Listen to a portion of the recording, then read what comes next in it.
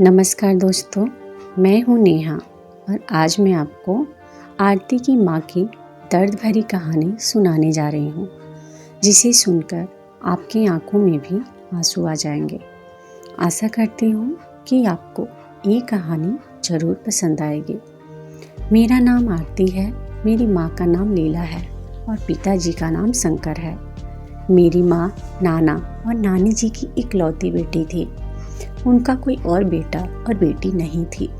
जब मेरी माँ 16 साल की थी तभी मेरी नाना जी ने मेरी माँ की शादी कर दी थी। मेरी माँ शादी करके जब अपने ससुराल आई तो मेरी दादी मेरी माँ का बहुत ख्याल रखती थी, उनको बहुत प्यार करती थी और मेरे पिताजी भी माँ को बहुत प्यार करते थे। लेकिन जब मेरी माँ को कोई बेटा पैदा नहीं हुआ और मेरा जन्म हो गया तो दादी माँ को हमेशा कोसती रहती। वह हमेशा बोलती कि शंकर तुम दूसरी शादी कर ले, क्योंकि तुमको इससे वारिस नहीं मिलने वाली है, इसलिए मैं तुम्हारी शादी किसी और लड़की से कर दूंगी, तुम इस लीला को छोड़ दे। मेरे पिताजी बहुत अच्छे थे, लेकिन जब भी दादी बेटे को लेकर पिताजी को भड़का देती थी तो मेरे पिताजी भी गुस्से में आ जाते थे और फिर मेरी माँ से झगड़ा करने लगते थे। एक दिन ऐसा ही हुआ, मेरे पिताजी मेरी माँ से झगड़ा करके बाहर निकले थे और माँ भी गला फाड़ फाड़ कर उन पे चिल्ला रही थी। तब मैं बाहर लिविंग रूम में बैठकर 12वीं की परीक्षा की तैयारी कर रही थी। मेरा मन तुरंत पढ़ाई से विचलित हो गया था। पिताजी मुझे अपनी लड़ाई में घसीट लाए थे। हमेशा की तरह वह आज मुझे मनहूस कह के चले गए थे। मैं इस बात पे थोड़ी नाराज़ हो गई थी। मैं सोच रही थी कि फिल्मों में तो दिखाया जाता है कि माँ बाप अपने इकलौते बच्चे पर जान न्यौछावर कर देते हैं, लेकिन यहाँ तो मामला कुछ और ही था। मेरे पापा जब मुझे मनहूस कहते थे तो मेरी माँ नाराज़ हो जाती थी और कहती थी कि दुआ करो कि आरती मर जाए और तुम्हारी जीवन से आरती का मनहूस साया हट जाए। और मैं बाहर बैठकर हे भगवान कहती थी, मुझे ऐसी ज़िंदगी जीकर करना भी क्या था। एक दादी की ही कसर रह जाती। जैसे ही पिताजी घर से बाहर निकल जाते तो अपने झगड़े का रुख माँ की तरफ कर देती थी। फिर हमारा घर पानीपत का मैदान बन जाता था। आसपास के लोग छतों पर खड़े होकर सास बहू की लड़ाई का ऐसे मज़ा लेते थे जैसे किसी थिएटर में कोई फिल्म चल रही हो। मैं इन सब झगड़ों से तंग आ चुकी थी। दादी माँ को कोसने लगती और कहती कि लीला, मैं तो तुम्हें तलाक दिलवा कर ही रहूँगी, बहुत ऐश कर ली तुमने मेरी बेटी की कमाई पर। फिर मम्मी और दादी में तू मैं शुरू हो जाती तो ख़त्म होने का नाम ही नहीं लेती। मुझे दादी की ऐश वाली बात पर बहुत हंसी आती। मैंने कभी अपनी माँ को अपने ऊपर 1 रुपया भी खर्च करते नहीं देखा था। ऐश तो बहुत दूर की बात थी। माँ मेरे पास आई तो मैं उनके आहट से चौंक गई। माँ ने अपने दुपट्टे की गांठ खोली और कुछ पैसे निकालकर कहा कि जा बेटा, दुकान से 1 किलो चावल ले आओ, तुम्हारे पापा बड़े शौक से खाते हैं। मैंने माँ से पैसे लिए और अपना सिर चादर से ढक लिया और बाहर चली गई। मैं यही सोच रही थी कि माँ रोज़ मुझसे चावल क्यों मंगवाती है जब उन्हें पकाने ही नहीं होते। पता नहीं चावलों का क्या करती थी। मुझे तो लगता था कि घर के तनावपूर्ण माहौल से दूर करने के लिए वो मुझे बाहर भेजा करती थी ताकि मैं ताज़ी हवा में सांस ले सकूं। मेरी माँ एक साधारण महिला थी, सारा दिन काम में लगी रहती, लेकिन कोई भी उनसे खुश नहीं होता था। उनका कसूर सिर्फ इतना था कि वह पिताजी को बेटा नहीं दे सकी थी। मेरे जन्म के बाद कुछ ऐसे कॉम्प्लिकेशन हुए कि मेरी माँ दोबारा से माँ नहीं बन पाई, इसलिए मेरे पिताजी मुझे मनहूस कहते थे। मेरे पिताजी एक अय्याश किस्म के इंसान थे। उन्होंने घर के बाहर अपने अय्याशी का बड़ा इंतजाम करके रखा था। वो घर में माँ के साथ ठीक रहते, लेकिन जिस दिन दादी उन्हें बेटी की याद दिलाती तो बड़ा परेशान हो जाते थे। दादी उन्हें कहती, तेरे बाद हमारा खानदान तो खत्म ही हो जाएगा, तो कब तक इस औरत के पल्लू में बंधा रहेगा, मैं तो तेरी दूसरी शादी करके ही रहूँगी। पिताजी जब भी दादी के पास से उठकर कमरे में आते तो माँ को डांटने लगते। पहले तो माँ चुप रहती थी, मगर अब वो भी बोलने लगी थी। इस तरह झगड़ा बढ़ते जाता था। इस लड़ाई के कारण मैं घोर मानसिक चिंता से ग्रसित हो गई थी। ऐसे ही दिन बीत रहे थे। एक दिन मैं कॉलेज से घर वापस आई तो देखा कि माँ आंगन में फूट फूट कर रो रही थी। मैं थोड़ा सा डर गई। मैंने अपना बैग दरवाजे पर ही फेंक दिया और मैं भागकर माँ के पास आई और बोली कि माँ, मुझे बताओ क्या हुआ है। वह रोते हुए बोली कि मैं मर जाऊंगी, मैं बर्बाद हो जाऊंगी, मेरा कुछ भी नहीं बचा है इस दुनिया में। मैं बहुत घबराई हुई थी। मैं बोली कि माँ, बताए तो सही क्या हुआ है, पिताजी ठीक तो है ना। माँ ने मुझे गले से लगा लिया और फूट फूट कर रोने लगी थी। उन्होंने कहा कि तुम्हारी दादी ने अपनी सहेली की लड़की को बुलाया है। अब तुम्हारे पिताजी उससे शादी करेंगे तो हम दोनों को घर से निकाल देंगे और हम दर बदर की ठोकरें खाएंगे। बात तो वास्तव में परेशानी की थी, लेकिन जब मैं अपनी माँ को समझाया तो वह संभल गई थी। उन्होंने जल्दी से अपने पल्लू से पैसे निकाले और बोली कि 1 किलो चावल तो ला दे। मुझे माँ की हालत देखकर हंसी आ गई थी।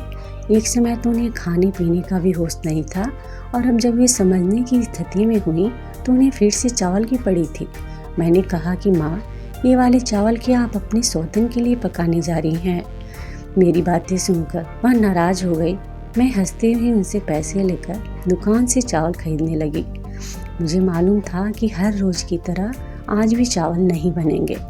कभी कभी मुझे लगता था कि माँ रोज 1 किलो चावल मंगवा के कहीं जमा तो नहीं करती।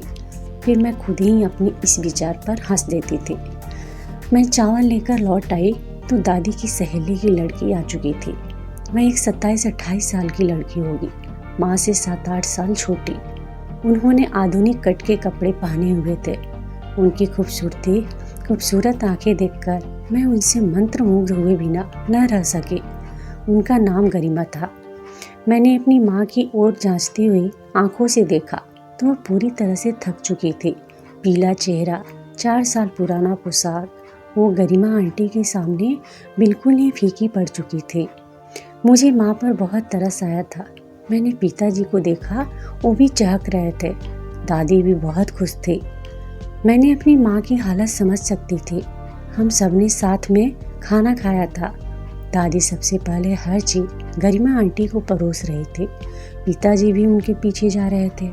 मेरी माँ और मैं नीचे चले गए थे। ऐसा लगता था जैसे हम वहाँ मौजूद ही नहीं थे। खाना खाने के बाद सब लोग अपने अपने कमरे में चले गए। मुझे मालूम था आज मेरी माँ रात भर रोती रहने वाली है। सुबह हुई तो माँ मेरे पास आई और बोली कि आज तुम कॉलेज मत जाना, हम बाजार जाएंगे, मुझे कुछ खरीदारी करनी है। मैं हंसी और बोली कि माँ, आज आप गरिमा आंटी के डर से खरीदारी करने जा रही हो? अगर मेरे कहने पर चलती तो ये हालत ही पैदा नहीं होती। माँ उदास हो गई थी। माँ ने पहली बार अपने लिए पिताजी से पैसों की मांग की थी और पिताजी ने भी माँ को अच्छे खासे पैसे दिए थे। पता नहीं पिताजी की मेहरबानी के पीछे माँ की कदर छिपी थी या फिर गरिमा आंटी के आने से वह इतने खुश हो गए थे कि उन्हें पैसे की परवाह ही नहीं थी। जो भी था, हम दोनों माँ बेटी बाजार चली गई। मैंने अपनी माँ को ड्रेस के 5 अच्छे जोड़े दिलवाए थे। एक नया चप्पल भी खरीदा था। वापस आते समय माँ ने कपड़े टेलर को दे दिए थे। जब हम घर लौटे तो मेरी दादी अपने कमरे में भगवान के नाम की माला जप रही थी, जबकि पिताजी गरिमा आंटी के साथ गहरी बातचीत कर रहे थे। ये देखकर माँ की सारी खुशियाँ चकनाचूर हो गई। माँ पैर पटकते हुए कमरे में चली गई थी।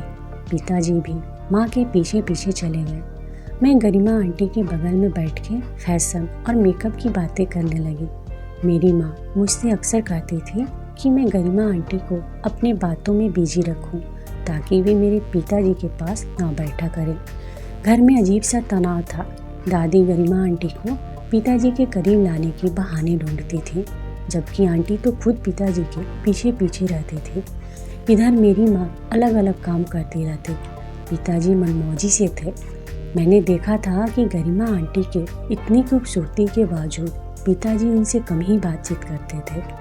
माँ भी अब नए कपड़े पहनती, रोजाना बाल कंघी करती, क्रीम लगाती। एक दिन हम सब साथ में खाना खा रहे थे कि दादी ने मुझसे कहा कि आरती, खाना खाने के बाद सामने की दुकान से 1 किलो चावल ले आना, तुम्हारे पापा बड़े शौक से खाते हैं।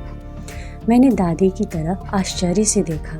और बोली कि दादी, आपने भी माँ वाला कारोबार शुरू करने में बारे में सोच रही हैं क्या? सभी ने चौंक कर मेरी ओर देखा था। पिताजी ने कहा, क्या मतलब? मैं सारी बात बताने वाली ही थी माँ की, मगर मैंने माँ की तरफ देखा तो ना में सिर हिला रही थी। उनकी आंखें भी डरी हुई लग रही थी।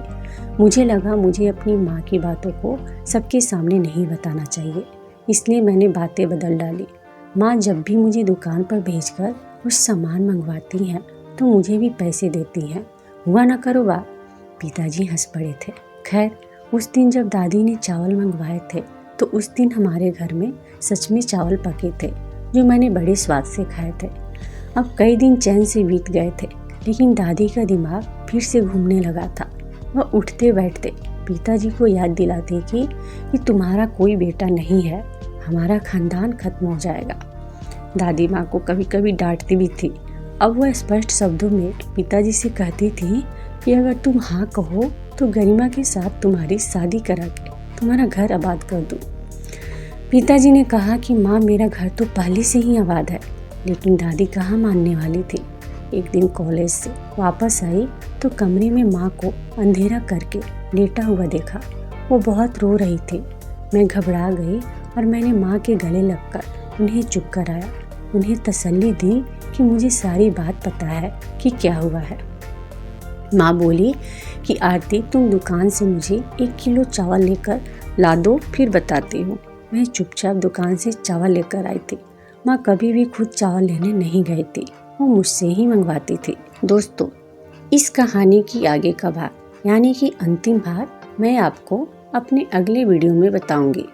इसलिए अगर आपने अभी तक मेरे चैनल को सब्सक्राइब नहीं किया है तो मेरे चैनल को सब्सक्राइब करके घंटी के बटन को जरूर दबाइएगा, ताकि जब भी मैं इस कहानी के आगे का भाग अपलोड करूंगी तो उसका नोटिफिकेशन मिलेगा आपको सबसे पहले। इस कहानी की वीडियो को देखने के लिए आपका बहुत बहुत धन्यवाद।